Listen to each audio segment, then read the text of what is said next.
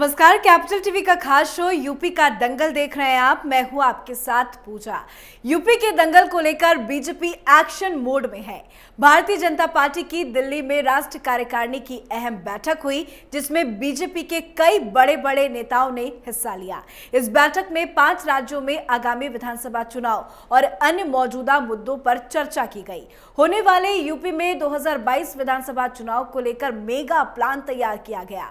BJP की इस अहम बैठक और चुनाव की प्लानिंग को लेकर आज यूपी के इस दंगल में बातचीत करेंगे और बातचीत के लिए स्टूडियो में मौजूद हैं कैपिटल टीवी के editor in chief doctor Manish Kumar. Doctor साहब, बहुत बहुत स्वागत है आपका। धन्यवाद। आज दिल्ली में अहम बैठक हुई, बीजेपी फुल एक्शन में है नजर आ रहा है, पर किन किन मुद्दों को लेकर चर्चा की गई सर?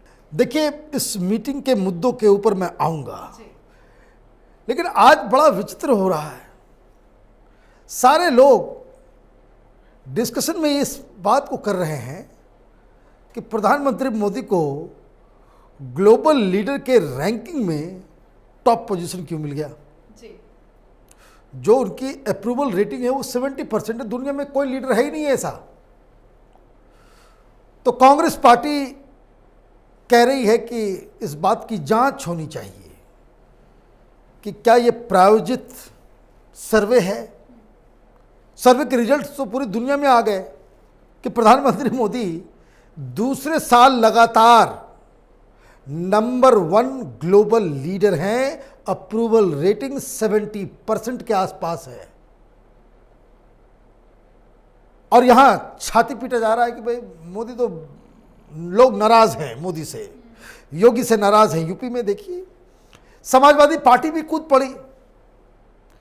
भाई आपको अपनी तैयारी करो, प्रधानमंत्री मोदी के ऊपर आप कटाक्ष करोगे, वोट घटेंगे।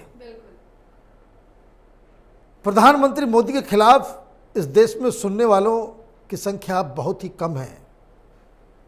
वो मात्र गिने चुने 20% के आसपास लोग होंगे, 20-25, दैट्स इट। उसके अलावा लोग प्रधानमंत्री मोदी के इंटेंशन, कर्मठता और उनकी पॉपुलैरिटी जान रहे हैं, समझ रहे हैं। समाजवादी पार्टी बोल रही है कि भाई कि कहीं ऐसा ना हो कि जो सर्वे वाले हैं ये कहीं ये ना छाप दें कि वो तो अमेरिका की सरकार भी अपने हाथ में लेने वाले हैं। तो इन सर्वे एजेंसीज का जो है कुछ भी क्या किया जा सकता है। ये प्रायोजित कहने का मतलब ये है कि ये लोग इस पूरे सर्वे को ही बाकायदा डिस्क्रेडिट कर रहे हैं। तो मैंने सोचा कि पहले, चूँकि प्रधानमंत्री मोदी के बारे में सब जानना समझना चाहते हैं, ये बात कोई नहीं बताएगा कि भाई ये जो एजेंसी है जो इस सर्वे को प्रकाशित जिन लोगों ने किया है, जिनकी रिसर्च में ये सामने आया है, उसका नाम है मॉर्निंग कंसल्ट। जी। ये दुनिया की सबसे तेजी से ग्रो करने वाली कंपनियों में से है और इनके सर्वेज बहुत क्रेडिबल हैं।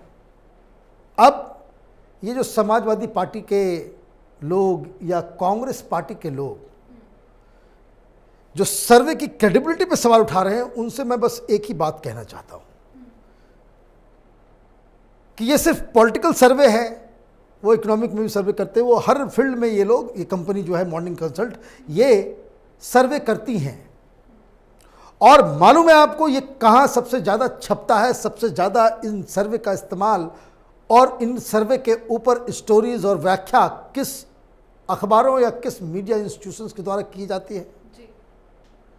तो New York times, Washington post, wall street journal, दुनिया की जो सबसे नामी ग्रामी, हालांकि मेरे नज़र में ये सब तो अपने हिसाब से ये लोग एजेंडा चलाते हैं, लेकिन जिन अखबारों, जिन मीडिया हाउसेस के रिपोर्ट्स को ये लोग गीता कुरान समझते हैं, ये कांग्रेस पार्टी और ये जो लुटियन कबाल है, हिंदुस्तान मोदी के खिलाफ सबसे ज़्यादा कहीं आर्टिकल छपते हैं तो वहीं छपते हैं। न्यूयॉर्क टाइम्स हो गया, ये दे हेट इंडिया। उनको ये समझ में नहीं आ रहा भाई इंडिया में इतना कमाल कैसे हो रहा है। तो सबसे ज़्यादा ये सर्वे उसी में छपता है। तो आइंदे कांग्रेस पार्टी किसी न्यूयॉर्क टाइम्स या राहुल गांधी किसी वॉल स्ट्रीट जर्नल के आर्टिकल का हवाला देकर के हिंदुस्तान का मजाक उड़ाए, तो इस वीडियो को याद कीजिएगा और इस खबर को भी याद रखिएगा कि जब ये लोग प्रधानमंत्री मोदी को 70% का अप्रूवल रेटिंग, जो टॉप मोस्ट दुनिया का नंबर 1 ग्लोबल लीडर घोषित करते हैं, तब उनकी रिपोर्ट झूठी। और जब हिंदुस्तान को गालियां देते हैं, हिंदुस्तान को बेवजह बिना जाने बूझे समझे मिथ्या के आधार पे, अफवाह के आधार पे हिंदुस्तान की डेमोक्रेसी के ऊपर सवाल खड़े करते हैं, तब ये लोग कस्में खा खा कर इनके रिपोर्ट्स को जो है वो रीट्वीट और रीट्वीट करते हैं। तो खैर, मुझे तो अच्छा लगता है हिंदुस्तान का कोई भी व्यक्ति, चाहे वो कल राहुल गांधी हो या कोई भी हो, एक हिंदुस्तानी होने के नाते हिंदुस्तान का कोई व्यक्ति वो ग्लोबल लीडर के रैंकिंग में नंबर 1 पे हो तो सैल्यूट करना तो बनता ही है। और ये सारी चीज़ें कि प्रधानमंत्री मोदी एक ग्लोबल लीडर हैं, इसका इम्पैक्ट चुनाव में भी होता है। और इसलिए रिपोर्ट छपी अमेरिका में और पेट में दर्द होने लग गया लोगों को लखनऊ में। इसलिए ये सारी चीज़ें जो हैं इस यूपी के दंगल में इम्पॉर्टेंट हैं। जी बिल्कुल, आपने कहा कि इसका असर यूपी के दंगल में पड़ेगा और यूपी के दंगल से ही जुड़ा जो मेरा पहला सवाल था वही उसी पे मैं आना चाहूँगी। आज दिल्ली में एक अहम बैठक हुई, उस बैठक से क्या नतीजा निकाला जाए आने वाले विधानसभा चुनाव? देखिए, इस बैठक में दुनिया के सबसे बड़े ग्लोबल लीडर नंबर 1 भी मौजूद थे। जी बिल्कुल थे। और सारे लोग स्ट्रेटजी बना रहे थे। स्ट्रेटजी चुनाव में 2 तरीके से बनते हैं। एक संगठनात्मक होता है कि आप चुनाव में लड़ने जा रहे हैं, आपकी जो ऑर्गेनाइजेशन की कैपेसिटी है, कैपेबिलिटी है, किस हिसाब से अब तक आपने संगठन को जमीन पे उतारने में आप कामयाब हुए हैं, क्या आपका स्ट्रक्चर है और उसमें जो कमियां हैं कैसे उसे अगले 1-2 महीने में उसको पूरा किया जा सकता है। तो उसकी विवेचना, उसके ऊपर एनालिसिस, उसके ऊपर सारी, क्योंकि वही स्ट्रक्चर है जिसके आधार पे आप कैंपेन को अपना लॉन्च करेंगे।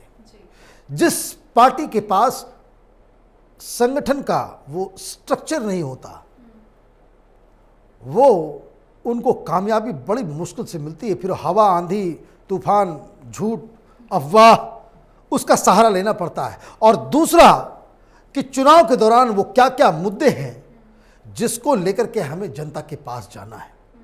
मतलब एक तो मुद्दे हुए और दूसरा मुद्दों को लोगों तक पहुंचाने के लिए जो व्हीकल का काम है वो है ऑर्गेनाइजेशन। तो दोनों के ऊपर समीक्षा हुई। तो सबसे पहली बात, कैपिटल टीवी लगातार इस बात को बताता चला आ रहा है कि भारतीय जनता पार्टी ने ऑर्गेनाइजेशन स्ट्रक्चर को किस तरीके से खड़ा करने में ये लोग कामयाब रहे। पिछले 1 साल से यही काम चल रहा था। नड्डा जी ने एक काम बड़ा अच्छा किया। यूपी के गांव-गांव में भारतीय जनता पार्टी का एक छोटा सा दफ्तर इन्होंने खोलने में इन्होंने कामयाबी हासिल कर ली। मतलब स्ट्रक्चर, ग्राउंड लेवल तक आपके पास संगठन है, आपके पास लोगों की कमी नहीं है।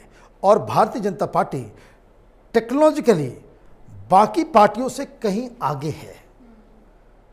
गांव-गांव में भी जो इनके ऑफिस बेरर्स हैं, जो इंफॉर्मेशन के वाहक हैं, उनका फ़ोन नंबर, उनका व्हाट्सएप नंबर, मतलब आप ये समझ लीजिए कि लखनऊ से एक मैसेज अगर जाना है वो 5 मिनट में भारतीय जनता पार्टी के कार्यकर्ताओं के फ़ोन में वो भेज दिया जा सकता है। इस तरह की कैपेबिलिटी इन लोगों ने बना ली है। और ये हवाई नहीं है, दफ्तर है, गांव में लोग काम करने वाले कार्यकर्ता इन्होंने खड़े कर लिए हैं। ये फ़ायदा होता है कि जब आप सरकार में होते हैं तो लोग वैसे भी आपको मिल जाते हैं। तो इस फ़ायदा का इन्होंने बाकायदा पूरी तरह से यूटिलाइज़ किया, ये संगठन बनाने में कामयाब रहे।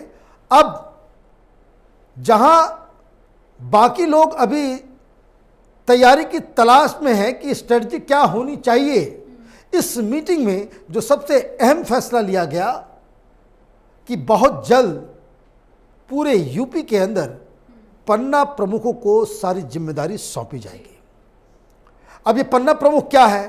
तो पन्ना प्रमुख एक नए तरह का एक इलेक्शन स्ट्रेटजी है जिसके जनक अमित शाह है।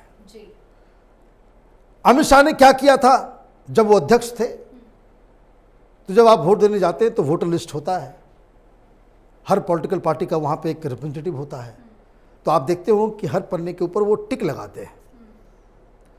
तो एक पन्ने में जितने लोग हैं उनकी जिम्मेदारी उसी पन्ने के किसी भारतीय जनता पार्टी के एक्टिव कार्यकर्ता को दे दी जाती है। मतलब ये कि एक व्यक्ति उस पन्ने के अंदर वैसा है जो ये इंश्योर करेगा कि उस पन्ने में जितने लोग हैं, माने 4-5 परिवार, एक परिवार में 5 लोग 6 लोग होते हैं, तो वो उन सारे लोगों को कैसे कन्विंस करना है, उनको जाकर के बात करनी है, कैसे ये इंश्योर करना है कि भाई ये लोग वोट देने के लिए आए, ये सारी जिम्मेदारी उस पन्ना प्रमुख की होती है। और अमित शाह भी गुजरात में अपने कंस्टिट्यूंसी के एक पन्ना प्रमुख हैं। भारतीय जनता पार्टी का बड़ा बड़ा लीडर भी उस पन्ना प्रमुख की जिम्मेदारी को बाकायदा वो निभाता है। तो ये वर्किंग कल्चर, ये स्ट्रक्चर संगठन का अगर आपने यहाँ तक आपने तैयारी कर ली है तो संगठन की दृष्टि से आपको चैलेंज करने वाला कोई नहीं है। अब आप मुद्दों को उठाने में, लोगों तक सही मैसेज पहुंचाने में आप गड़बड़ करेंगे तभी आप चुनाव हार सकते हैं। अदरवाइज जिस पॉलिटिकल पार्टी का स्ट्रक्चर ऑर्गेनाइजेशन का इस तरीके से तैयार खड़ा हो उसके लिए चुनाव आसान हो जाते हैं। अब ये तो संगठनात्मक जो वहाँ पे जिम्मेदारियाँ, उसका अवलोकन किया गया, उसको एनालाइज किया गया, तो ये बताया जा रहा है कि एवरीवन इज़ वेरी हैप्पी कि संगठन का जो काम जो हुआ है वो बिल्कुल, क्योंकि आप ये देखिए कि इस संगठन के साथ साथ भारतीय जनता पार्टी के संगठन के साथ साथ भारतीय जनता पार्टी के पास ये बेनिफिट होता है कि पीछे से आरएसएस का भी संगठन काम करता है, विश्व हिंदू परिषद का भी संगठन काम करता है, जो स्टूडेंट ऑर्गेनाइजेशन है विद्यार्थी परिषद वो भी काम लगने लग जाता है। हालांकि ये लोग अलग अलग एंटिटी हैं, लेकिन चुनाव के वक्त ये लोग मदद करते हैं और सारे लोग तो एक अलग तरह का वाइब्रेंट डायनामिक माहौल बनाने में ये कामयाब हो जाते हैं। अब मुद्दे क्या क्या होंगे इसके ऊपर भी चर्चा हुई। तो ये स्ट्रेटजी तो पहले से ही इनकी पूरी तरीके से क्लियर है। प्रधानमंत्री जहां जाएंगे विकास की बात करेंगे। योगी जी राज्य सरकार के काम के साथ साथ वो हिंदुत्व का तड़का भी लगाएंगे और जो हरफन मोनक खिलाड़ी हैं अमित शाह, वो दुश्मनों को ललकारेंगे उनके ही इलाके में जाकर के। तो ये तो कैंपेन का स्ट्रक्चर हो गया। पूरा का पूरा फोकस यूपी चुनाव में योगी जी के चेहरे के ऊपर होगा। एक सशक्त मुख्यमंत्री के रूप में उन्हें पेश किया जाएगा। ये एक सबसे बड़ा, इसको कह सकते हैं कि प्लस पॉइंट जो भारतीय जनता पार्टी के पास है कि एक पॉपुलर चीफ मिनिस्टर है जिसकी रेटिंग आज भी बाकी विपक्ष के तमाम लीडर से कहीं ज़्यादा है, ज़्यादा क्रेडिबल हैं और उनके कामों की जो है बड़ाई गांव-गांव तक लोग कर रहे हैं। तो ये चेहरा, मुद्दा कौन कौन सा होगा? मुद्दा 5 अहम होंगे। राम मंदिर होगा, आर्टिकल 370 और नेशनल इशूज़, टेररिज्म, तालिबान, ये सारी चीज़ें। इसका 2 मसला होगा। इसमें जो मुस्लिम अपीजमेंट पॉलिटिक्स है उसको अटैक करने में भी इनको फ़ायदा होगा। तीसरा जो सबसे अहम है, आज भी उस पर कार्रवाई हुई है, वो कोई उमर मौलाना है, उसके बेटे को भी समन किया गया, उसको भी गिरफ्तारी होगी, विदेश से पैसा आ रहा है, तो धर्मांतरण भी एक मुद्दा होगा। तो विकास और हिंदुत्व दोनों का एक खतरनाक मिक्सचर ये लोग तैयार करने में जुटे हुए हैं। तो मुद्दा और संगठन दोनों ही इनके पास तैयार है। बस एक चीज़ जो मुझे लगता है ये कहना ज़रूरी है कि भारतीय जनता पार्टी ये चुनाव बड़ी आसानी से जीत सकती है। बस थोड़ा सा जो पार्टी के अंदर जीत को लेकर एरोगेंस है वो नहीं होना चाहिए, वो जो घमंड है, वो जो विपक्ष कोई है ही नहीं, ये इस पे थोड़ा लगाम लगाना होगा और जो बाचाल किस्म के लीडर्स हैं, जो बयान बहादुर हैं, वो कोई ऐसा बयान ना दे दें कि जिससे विपक्षियों को एक फुटहोल्ड मिल जाए। अदरवाइज ये वन साइडेड मैच है। वन साइडेड मैच का मतलब कहीं कोई मुकाबला नहीं है। भारतीय जनता पार्टी इस चुनाव को डिफ़िकल्ट बनाने में या चुनाव को हारने में अगर कोई योगदान दे सकता है तो वो भारतीय जनता पार्टी के अपनी गलतियां ही उनको हरा सकती हैं।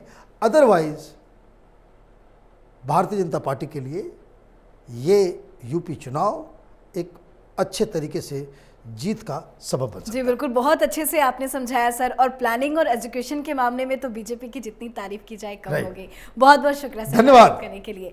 तो बीजेपी अब पूरी तरह से चुनावी मोड में आ चुकी है और इसके लिए अब कई स्तर पर जोरदार तैयारियां शुरू कर दी गई है। एक बात तो साफ है कि अन्य पार्टियां जहां सोचना बंद करती है, बीजेपी वहां से सोचना शुरू करती है।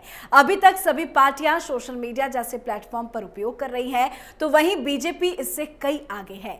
यूपी के इस दंगल में आप दंगल को समझने के लिए देखते रहिए कैपिटल टीवी का खास शो यूपी का दंगल। और यूपी की हर छोटी बड़ी खबरों के लिए देखना ना भूले कैपिटल टीवी का ही channel capital TV Uttar Pradesh. नमस्कार।